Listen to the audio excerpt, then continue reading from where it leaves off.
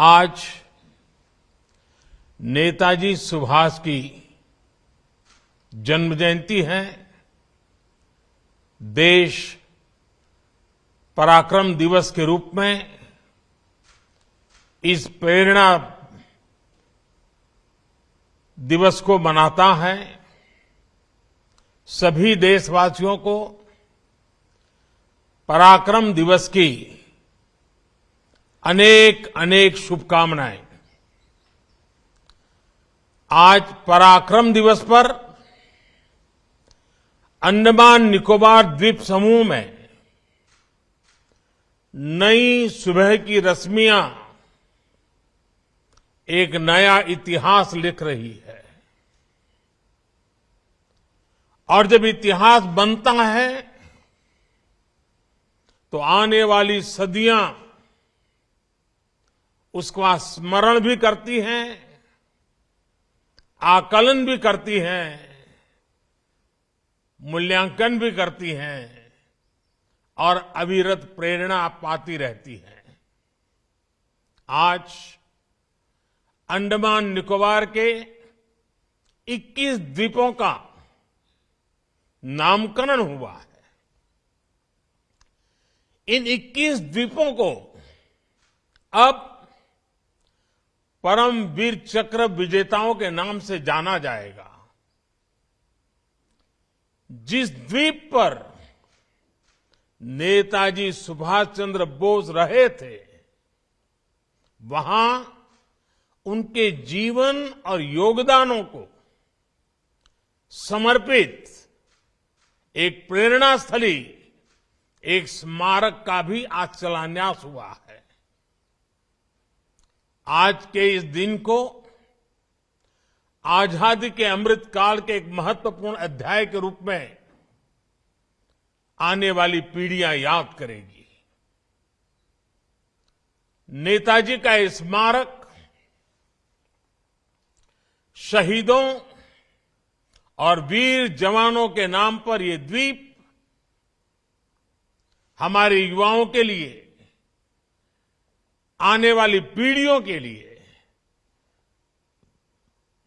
एक चिरंतर प्रेरणा का स्थल बनेंगे। मैं अंडमान निकोबार द्वीप समूह के लोगों को और सभी देशवासियों को इसके लिए बहुत बहुत बधाई देता हूं।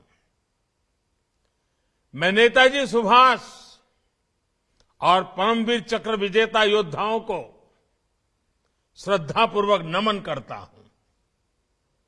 भाइयों और बहनों, अंडमान की ये धरती वो भूमि है जिसके आसमान में पहली बार मुक्त तिरंगा फहरा था। इस धरती पर पहली आजाद भारतीय सरकार का गठन हुआ था।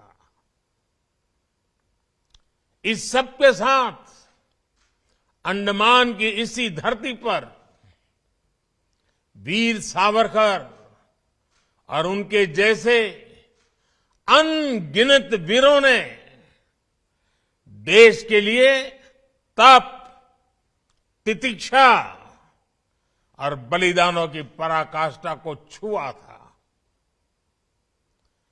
सेल्युलर जेल की कोठरियां, उस दीवार पर जड़ी हुई हर चीज आज भी अप्रतिम पीड़ा के साथ साथ उस अभूतपूर्व जज्बे के स्वर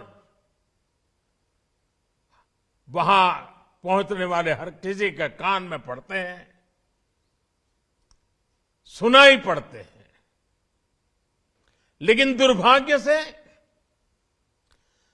स्वतंत्रता संग्राम की उन स्मृतियों की जगह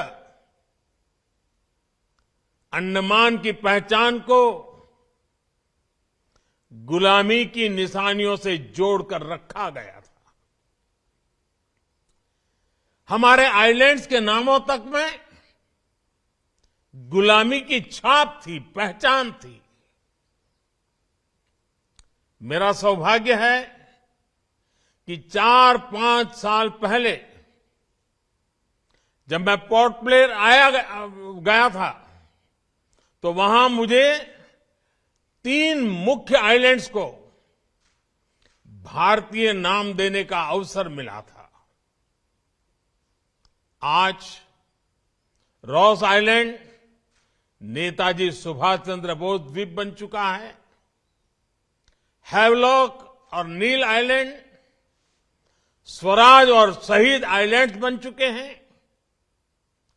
और इसमें भी दिलचस्प ये कि स्वराज और शहीद नाम तो खुद नेताजी का दिया हुआ था। इस नाम को भी आजादी के बाद महत्व नहीं दिया गया था। जब आजाद हिंद फौज की सरकार के 75 वर्ष पूरे हुए तो हमारी सरकार ने इन नामों को फिर से स्थापित किया था। साथियों, आज 21वीं सदी का ये समय देख रहा है कि कैसे जिन नेताजी सुभाष को आजादी के बाद भुला देने का प्रयास हुआ, आज देश उन्हीं नेताजी को पल पल याद कर रहा है। अंडमान में जिस जगह नेताजी ने सबसे पहले तिरंगा फहराया था, वहां आज गगनचुंबी तिरंगा आजाद हिंद फौज के पराक्रम का गुणगान कर रहा है। पूरे देश में और देश के कोने कोने से जब लोग यहां आते हैं तो समंदर किनारे लहराते तिरंगों को देखकर उनके दिलों में देशभक्ति का रोमांच भर जाता है।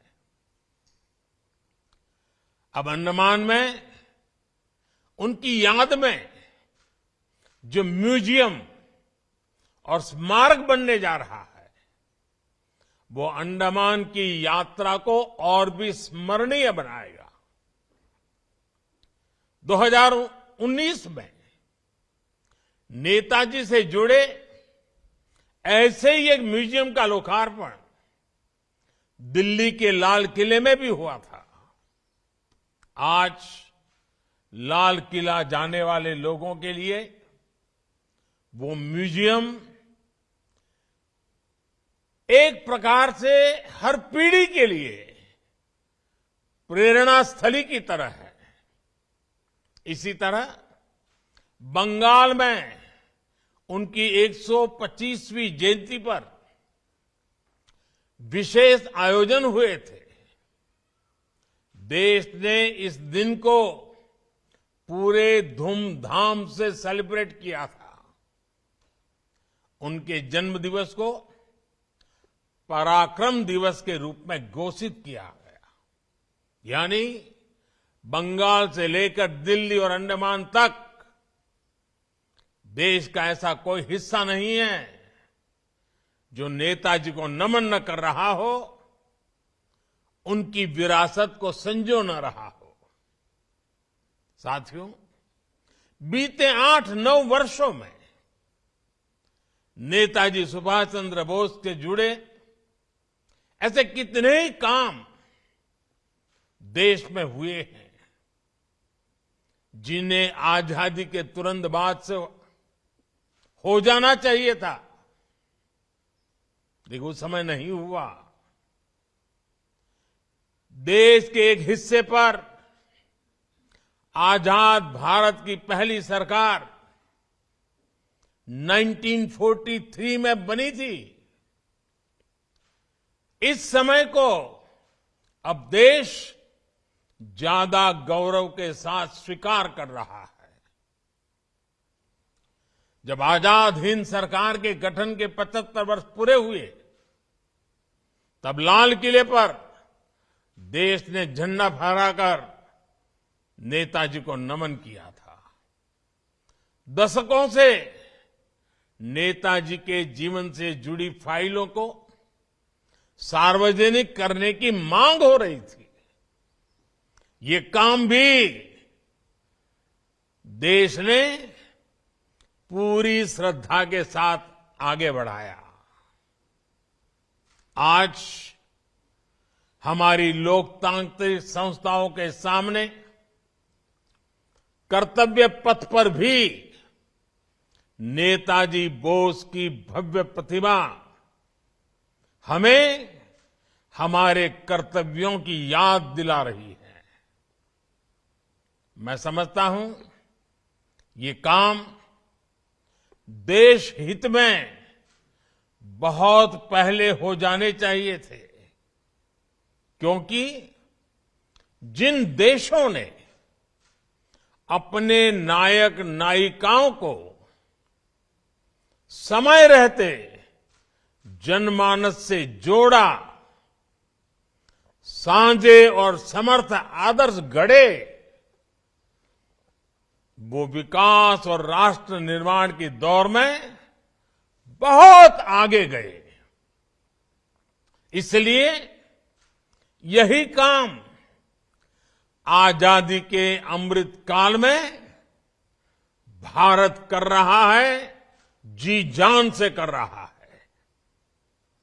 साथियों, जिन 21 द्वीपों को आज नया नाम मिला है, उनके इस नामकरण में भी गंभीर संदेश छिपे हैं। ये संदेश है एक भारत श्रेष्ठ भारत की भावना। ये संदेश है देश के लिए दिए गए बलिदान की अमरता का संदेश।